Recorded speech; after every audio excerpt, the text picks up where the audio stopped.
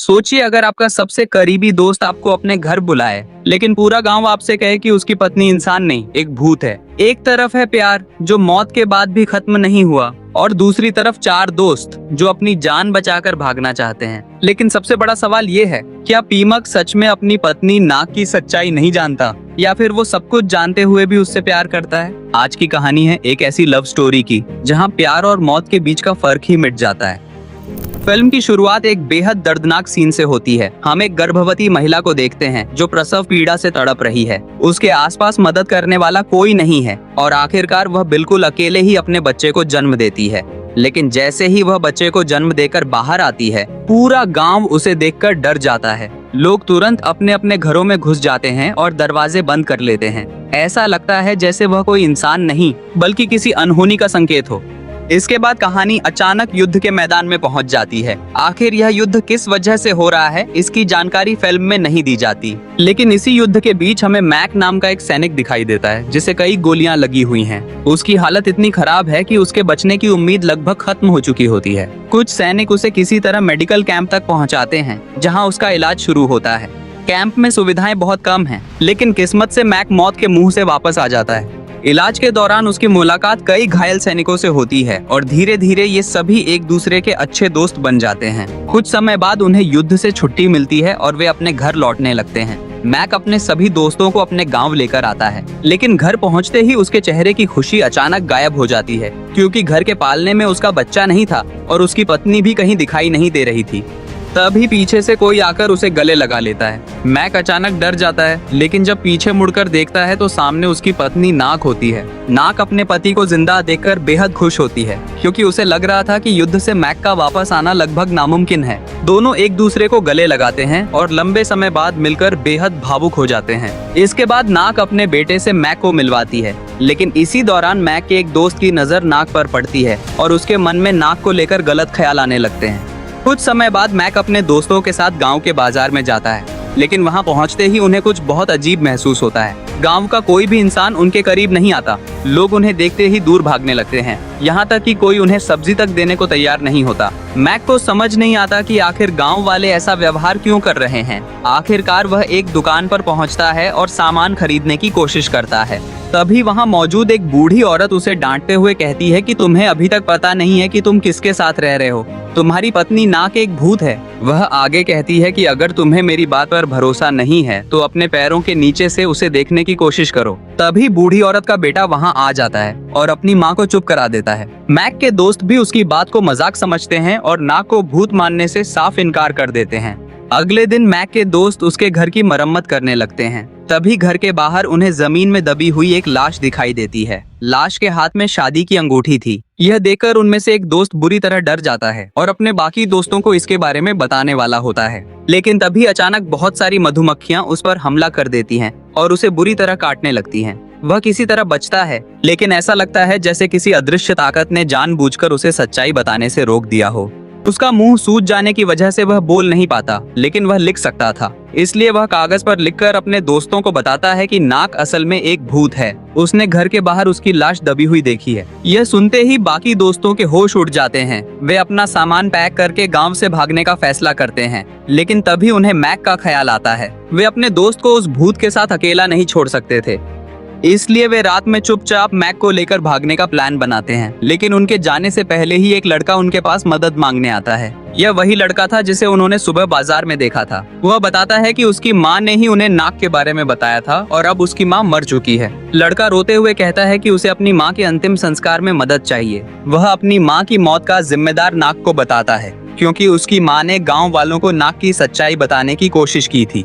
यह सुनकर मैक के दोस्तों का डर और बढ़ जाता है। उन्हें लगता है कि अगर उन्होंने मैक को सच बता दिया तो नाग उन्हें भी मार सकती है। अंतिम संस्कार की तैयारी पूरी करने के बाद वे वापस मैक के घर आते हैं और उसे अपने साथ ले जाकर वहां से निकलने की तैयारी करते हैं। लेकिन इससे पहले कि वे मैक को पूरी सच्चाई बता पाते, नाग वहां आ जाती है। नाग बिल्कुल सामान्य अंदाज में उनसे कहती है कि खाना तैयार है। मैक अपने दोस्तों को खाने की टेबल पर बैठाता है और खुशी खुशी कहता है कि देखो, मेरी पत्नी ने तुम्हारे लिए कितने अच्छे पकवान बनाए हैं। लेकिन असली बात यह थी कि मैक को जो स्वादिष्ट खाना दिखाई दे रहा था, उसके दोस्तों को वहाँ सूखी पत्तियाँ, कीड़े मकोड़े और अजीब चीजें दिखाई दे रही थी। नाग के डर से वे मजबूरी में वह खाना खाने लगते हैं। खाना खत्म करते ही वे घबराकर घर से बाहर भागते हैं और सामने वाले कमरे में जाकर छिप जाते हैं। उनका यह व्यवहार देखकर मैक को शक होता है। वह उनके पास जाकर पूछता है कि आखिर तुम लोग ऐसा क्यों कर रहे हो। तब उसके दोस्त आखिरकार सारी सच्चाई बता देते हैं। वे कहते हैं कि तुम्हारी पत्नी नाक इंसान नहीं है, वह मर चुकी है। हमने खुद उसकी लाश देखी है। अगर वह तुम्हें भी नुकसान पहुंचाना चाहती है तो तुम्हें तुरंत उसके पास से दूर हो जाना चाहिए। लेकिन मैक उनकी बात सुनकर हंस देता है और उन्हें बेवकूफ कहता है। वह कहता है कि नाक कोई भूत नहीं है बल्कि एक इंसान है।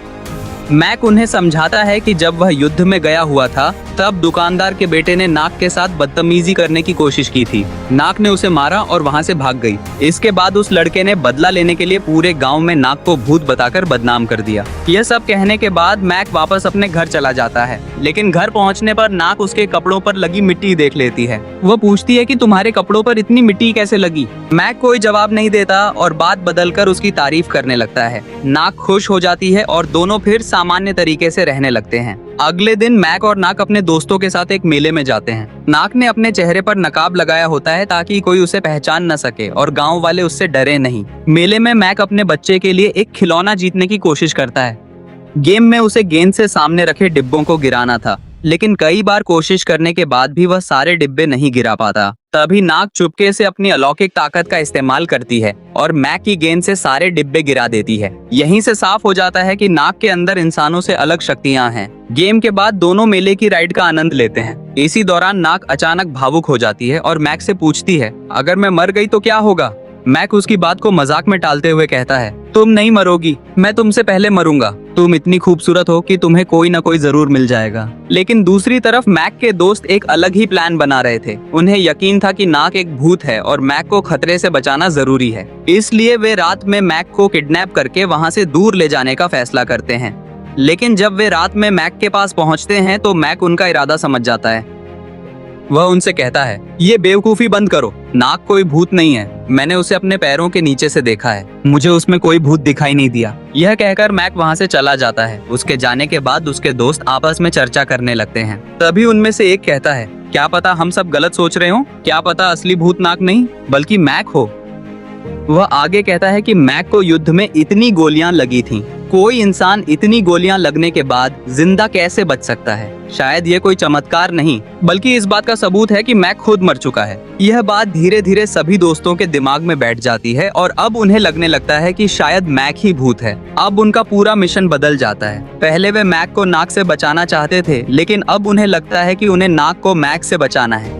मैक का वह दोस्त जिसकी नजर पहले से ही नाक पर थी, इस बात से सबसे ज्यादा खुश होता है। उसे लगता है कि अगर मैक मर चुका है तो वह नाक से शादी कर सकता है। रात में वे नाक के पास जाते हैं और उसे पूरी सच्चाई बता देते हैं। वे नाक और उसके बच्चे को गांव से दूर ले जाने का फैसला करते हैं। असल में वे नाक को नुकसान नहीं पहुंचाना चाहते थे, वे उसकी जान बचाना चाहते थे। इसलिए वे उसे एक नाव में बैठाकर दूसरे शहर ले जाने लगते हैं।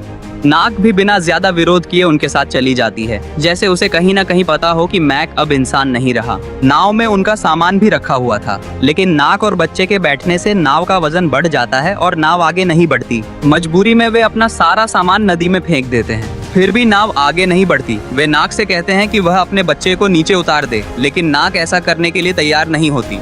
इसी दौरान मैक उन्हें जाते हुए देख लेता है। वह तुरंत नदी में उतर जाता है और नाव की तरफ आने लगता है। दोस्त नाव को हाथों से आगे धकेलने की कोशिश करते हैं, लेकिन नाव बिल्कुल नहीं हिलती। मैक चिल्लाकर कहता है, अरे यार, मैं भूत नहीं हूँ। किसने कहा कि मैं भूत हूँ? लेकिन उसके दोस्त उसकी बात नहीं सुनते और रोते रहते हैं। तभी मैक के एक दोस्त को बूढ़ी औरत की कही हुई बात याद आती है, अगर पता करना है कि असली भूत कौन है तो अपने पैरों के नीचे से देखो। वह नीचे देखकर जैसे ही सच्चाई समझता है, उसके होश उड़ जाते हैं। असल में नाक ही भूत थी, जिसे वे एक सामान्य इंसान समझकर नाव में लेकर जा रहे थे। वह इंसानी दुनिया की नहीं थी। नाक की सच्चाई सामने आते ही वह अपनी असली ताकत दिखाती है और अपना हाथ बढ़ाकर उसके कंधे को पकड़ लेती है।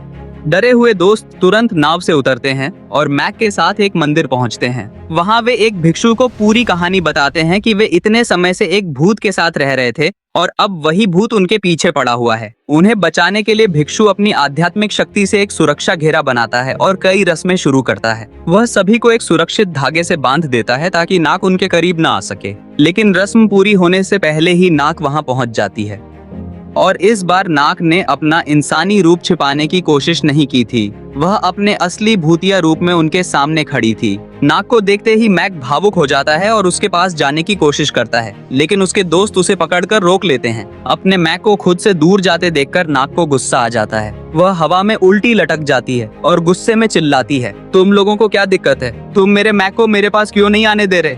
उसके दोस्त जवाब देते हैं, हमें पता है कि तुम मैक को भी वैसे ही मार डालोगी जैसे तुमने उस दुकानदार को मारा था, इसलिए हम उसे तुम्हारे पास नहीं आने देंगे। नाक अपनी सफाई देते हुए कहती है, मैंने उस दुकानदार को नहीं मारा था, वह खुद पानी में गिर गई थी और उसकी मौत हो गई थी। लेकिन दोस्त उसकी बात मानने को तैयार नहीं होते। उनमें से एक कहता है, तुम अब भूत हो, तुम इंसानों की दुनिया में नहीं रह सकती, तुम्हें अपनी दुनिया में वापस जाना होगा।